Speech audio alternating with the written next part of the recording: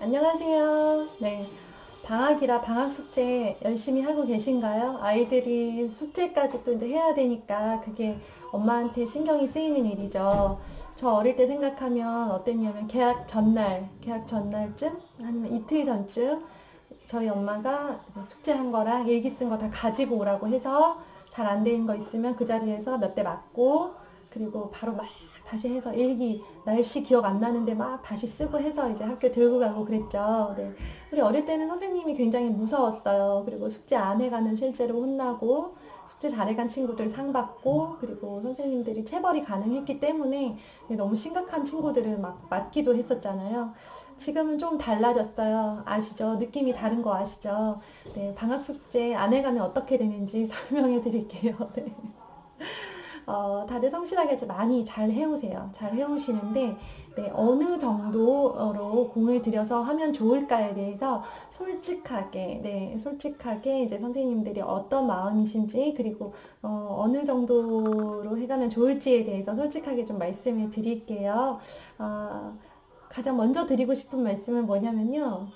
선생님들이 방학 숙제를 생각보다 자세히 보지 않으세요. 자세히 보지 않는다는 건요, 보기는 본다는 거예요. 봐요. 아이가 자기가 처음에 이제 숙제를 뭐뭐뭐 이렇게 있잖아요. 숙제 리스트랑 아이가 해온 거랑 비교를 하면서 보세요. 계약 첫날 아마 그 일을 하실 거예요. 바쁘신 경우 다음날로 미루시기도 하는데요. 대부분 8월 이제 한 말쯤, 예를 들어서 8월 25일에 계약을 한다고 하면요. 8월 25일 계약 날은, 그러니까 언제나 첫날은요, 선생님들한테는 전쟁 같은 날이에요. 새로운 학기가 시작되는 날은요, 그때부터 일주일 정도간은 정말 화장실도 뛰어다니고 제 시간에 퇴근하기 어려울 만큼 굉장히 바쁩니다. 많은 일이 폭주하는 시기예요. 그 시기에 이제 8월 25일에 계약을 해서 정말 바쁜데, 방학 숙제를 가지고 왔잖아요. 방학 숙제를 꼼꼼하게 하나씩 보면서 코멘트를 다 달아줄 만한 여유가 많이 없어요. 이건 일반적인 경우입니다. 꼼꼼하게 보시는 분도 당연히 계시겠죠. 대한민국 어딘가에. 그리고 하나하나 코멘트를 해주시고 한쪽이라도 덜 해왔을 때 다시 해오라고 하시는 선생님도 계실 수 있어요. 그런데 그냥 그건 정말 특별한 케이스인 거고요. 대부분 선생님들이 어떠시냐 일반적으로 말씀을 드리면요. 아예 리스트를 보고 해왔는가, 그리고 어떤 이만큼의 분량을 하겠다고 했으면 그거에 해당하는 분량 정도는 해가지고 왔는가, 17번 하용기로 했는데 16번을 해왔다고 해서 그걸 가지고 뭐라고 하고 무조건 하나 더 해가지고 와 라고 그렇게 꼼꼼하게 보시되 꼼꼼하게 지적을 하거나 다시 혼내시는 일은 많이 없을 거예요. 그래서 방학 숙제를 할 때는요. 하기는 하세요. 열심히 해야죠. 열심히 하는데 여행을 길게 갔다 올 수도 있고 아이가 이제 다른 걸 하느라 바빠서 숙제에 공을 많이 못 들였을 수도 있어요. 그래서 어린 시절에 저처럼 이제 밀린 숙제를 개학 전날 막 할 수도 있는 거거든요. 이제 그런 상황이 생겼다고 할 때 너무 아이를 압박하지 마시라는 거예요. 이제 그 압박하는 그 근저에는 마음에는 어떤 마음이 있냐면 엄마들은 숙제를 애가 잘 해가지고 가지 않으면 그것 때문에 선생님이 엄마가 애도 잘 못 챙긴다고 이제 나를 욕할 것 같은 그런 불안한 마음이 있어요. 실제로 이제 그렇게 욕을 하는 선생님도 계시죠.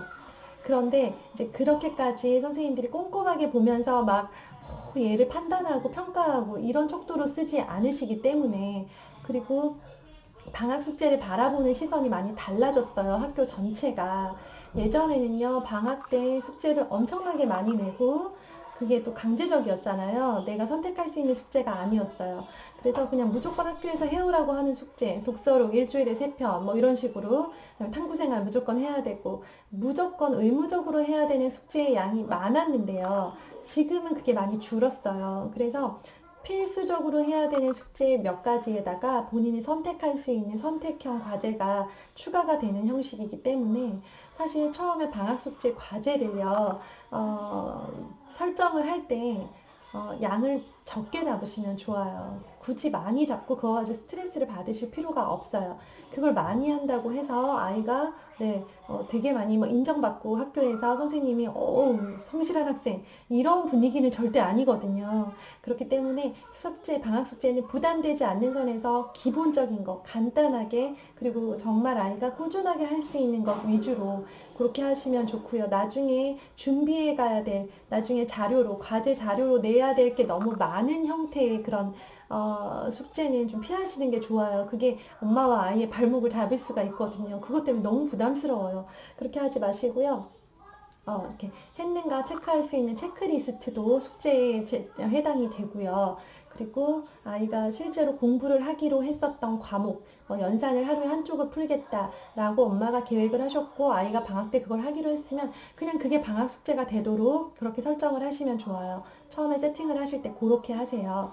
근데 이제 이미 일이 만약에 지금 방학 숙제는 이미 정해졌고 숙제가 좀 많은 편이다 하시면요. 네. 그렇게까지 꼼꼼하게 세심하게 엄청 많이 막 정말 이거 가지고 막 어떻게 할 것처럼 그렇게 하지는 않으셔도 괜찮으니까요. 네, 그냥 조금 편안하게 하셔도 되는 분위기라는 거, 네, 말씀을 드립니다.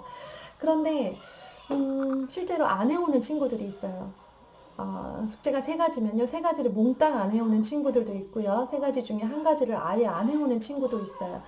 사실 이제 제 영상을 챙겨보시고, 이 영상을 보고 계실 분들은 사실 제 생각에는 그럴 일은 없으실 것 같아요. 제 영상을 보시는 분들의 특징이, 첫 번째는 굉장히 자녀 교육열이 높으시고요. 교육에 관심이 많으세요. 그리고, 아이들을 이렇게 어떻게든, 사교육보다는 엄마표로 그리고 집에서 습관을 붙여서 공부를 시켜야 되겠다라고 생각을 하고 계시는 약간 저랑 뜻이 맞으시는 분들이 저의 영상을 많이 봐주고 계시겠죠, 당연히. 네. 그래서 이제 그분들의 성향을 생각을 할 때는 이분들이 아이가 방학 숙제를 해가지 않는 걸 용납할 리가 없어요. 네. 무조건 시키실 거예요. 다 시키실 거라고 믿는데 정말 이렇게 안 해가지고 오는 경우가 가끔 있어요. 그러면 사실은 우리 교사들은 엄마를 욕을 합니다. 네. 엄마가 뭘 하시는데 방학 내내 일기 한 편도 안 써가지고 보냈냐라고 엄마를 원망을 하고 엄마가 너무 관심이 없으신 거 아니냐라는 이야기를 실제로 나누어요. 네. 모든 선생님이 그런 건 아니에요. 제가 항상 말씀드리지만 하지만 많은 선생님들이 정말 일기 한 편 안 써갖고 온 학생이 있다면 아이도 에휴, 이렇게 생각을 하지만 그 아이의 가정 분위기가 어땠을지 그리고 아이의 엄마가 도대체 뭘 하시느라고 이렇게 바쁘셨을까에 대해서 궁금해하지 않을 수가 없어요. 어느 정도, 그러니까 최소한의 관심이라도 있다면 아이가 일기를 처음에 계획했던 15편은 못 쓸 망정 5편 정도는 써서 보내지 않겠냐라고 생각을 하잖아요. 근데 이제 그조차도 해오지 않은 친구들이 있으면 당연히 마음속으로 뭐 대놓고 막 그렇게 욕을 하는 경우에는 정말 친한 선생님들끼리 이제 하는 거고요. 대부분은 마음속으로 생각을 하지만 어떤 마음이 드냐면 엄마가 왜 이렇게 관심이 없으실까? 엄마가 이 정도는 좀 챙겨주실 수 있는 거 아닌가? 아이가 못할 수 있어요. 아이가 못하면, 그래, 아이도 문제죠, 당연히. 아이가 자기가 자기 일기를 썼어야 되는데 못 썼죠. 그러면 그거를 이제 가정에서 왜 체크를 하지 않고 이렇게 보냈느냐에 대해서는 묻고 싶은 거예요. 그래서 나중에 이제, 정말 이것도 참 그런데요. 뭐 편견이라기보다는 교사들이 이제 일종의 직업병 같은 게 있는데 어떠냐면요. 아이가 숙제를 온팡 안 해갖고 왔어요. 다 안 해갖고 왔는데 나중에 2학기 상담에 엄마가 오셨어요. 오셨는데 엄마가 너무 예뻐. 막 진짜 막 풀 세팅을 해가지고 오셨어요. 그러면 마음속에 어떤 마음이 드냐면요. 사람이니까 솔직하게 그냥 말씀을 드릴게요. 저렇게 꾸밀 시간에 애나 좀 신경 쓰시지. 애는 깨질째 해가지고 잘 씻지도 못하고 옷도 안 갈아입고 학교를 오는데 애는 일기 한 편 안 써가지고 방학 내내 그냥 시커멓게 놀다가 학교를 왔는데 엄마는 어떻게 저렇게 완벽하게 이쁘게 꾸미고 다닐까. 이제 그런 원망 섞인 아이가 잘 해갖고 왔으면요. 그냥 엄마가 그냥 그 자체로 예뻐 보여요. 엄마 굉장히 자기 관리 잘 하시는 분이네. 라고 생각이 되는데요. 그렇지 않기 때문에, 그렇지 않은 경우에는 솔직히 좀 마음에, 뭐지? 약간 그런 마음이 들어요. 그래서 이쁘게 하고 가면 안 된다는 건가? 뭐 이제 그런 게 아니고요.